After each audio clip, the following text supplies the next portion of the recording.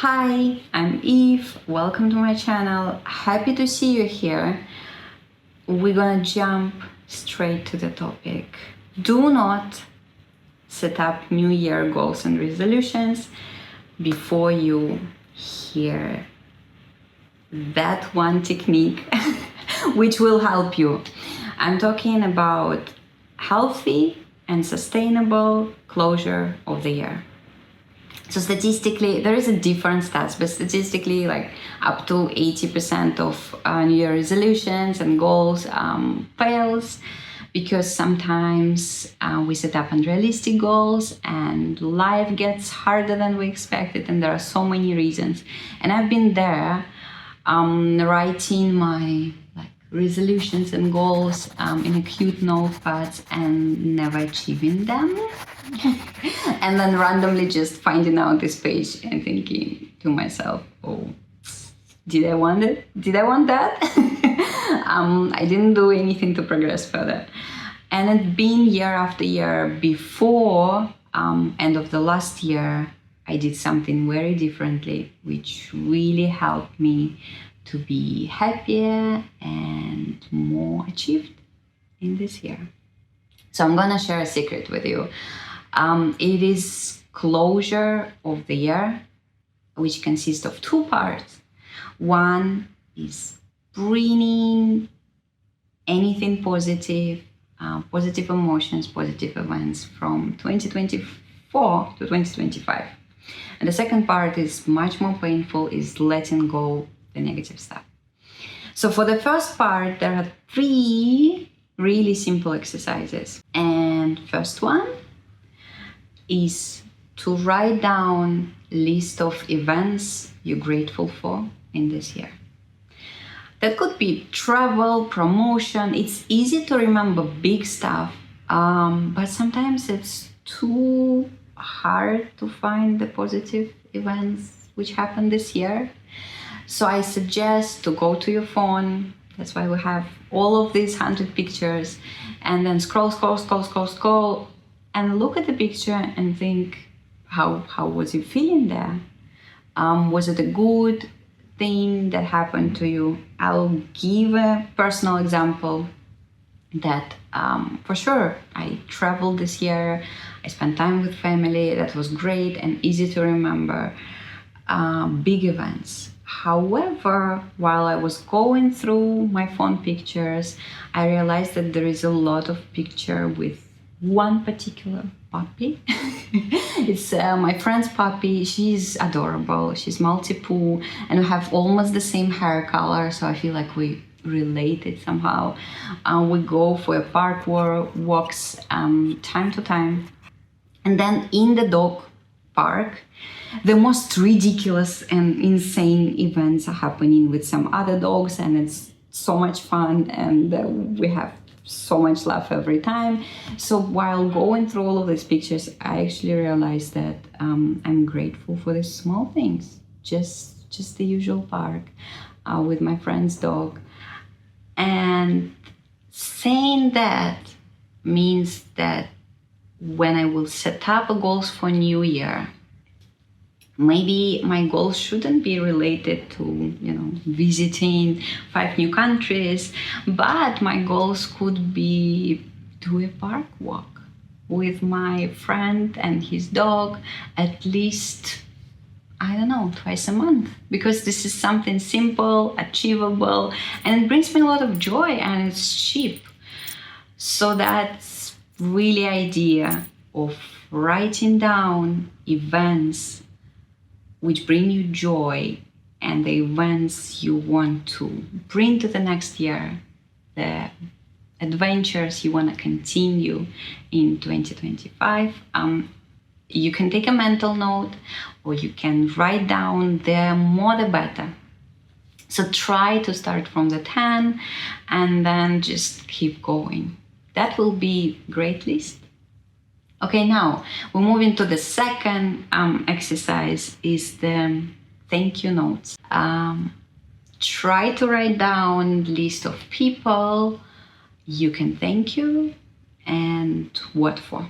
Not necessary you have to tell them, or not necessary you have to show them this note. You can keep it to yourself. However, I think you can make someone's day, right? By just telling them thank you for this last year. In fact, I bought this envelope, orange. Clearly, bright colors, addicted person. You can say, you can see that. And so I'm planning to do small pictures of my friends and write small note and give these envelopes with this thank you notes as a New Year presents. I think that would be cute. Although some people may, how do I put it? Some people may expect the real presents from me. On top of thank you notes. Going back to the exercise, try to write down again at least 10, but as many as possible people you can thank you for this year. And it could be, again, it's easy to remember big things, weddings, celebrations, but if there is no one around, maybe you want to thank, local grocery or local this small cafe staff who cooks the amazing dish, the same amazing dish for you every time, and they know what you want to order, or they know what type of coffee you want. So yeah, that would be nice to write them down. Sounds weird. We're moving on to third exercise, which is write at least 10, but as many as possible, up to 100, up to 200 thank you notes to yourself. Is there anything you're grateful for towards yourself? Again, that is easy or challenging exercise depending on the range where is your ego. For some people it could be very easy, and for some of us very challenging. But the other day I have a conversation with my friend, and she married Nepalese. Was beautiful wedding in Kathmandu. So anyway, in Nepalese culture, especially Kathmandu, there is this festival called, I can't remember.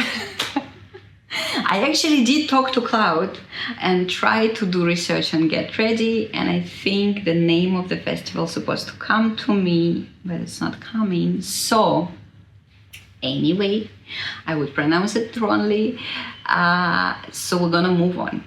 The purpose of the festival is a few days, but in one of the day you actually do certain rituals to worship your body and to worship yourself, which is great idea. Nepalese people know something about life. I think it's, if you can't really find anything positive or anything to thank for yourself, you can actually start from your body. We are moving hands and legs and start to, be grateful for your heart pumping. And slowly from there you can build on to some other beautiful things you've done this year. To close this part, we talk about positive emotions, events, and joy we want to bring from this year to another.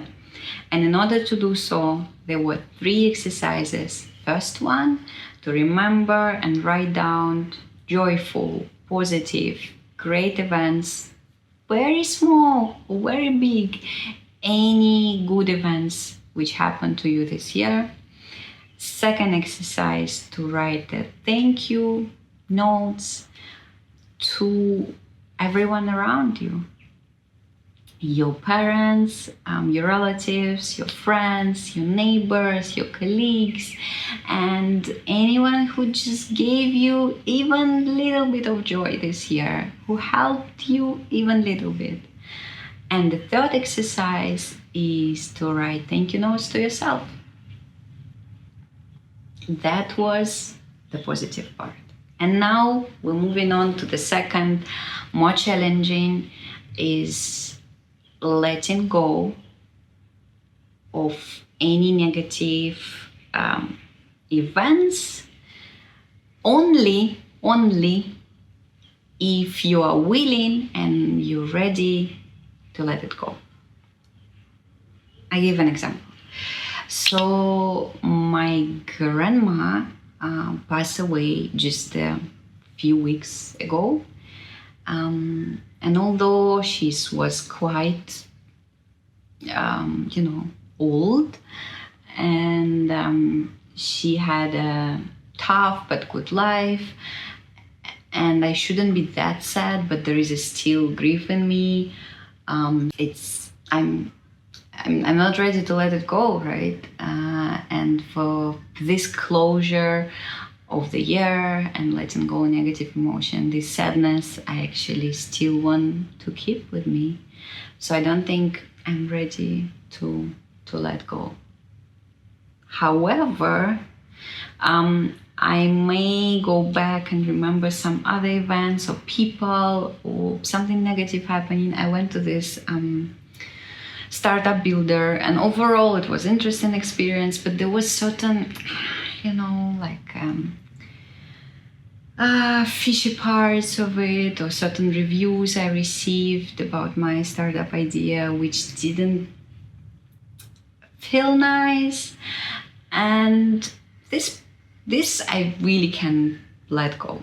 I can process all emotions and truly not forgetting about it, but just clear my mind. And whenever I will get a thought about negative comment someone said about my business idea, I can just remind myself that, actually in December I promised don't think about it anymore.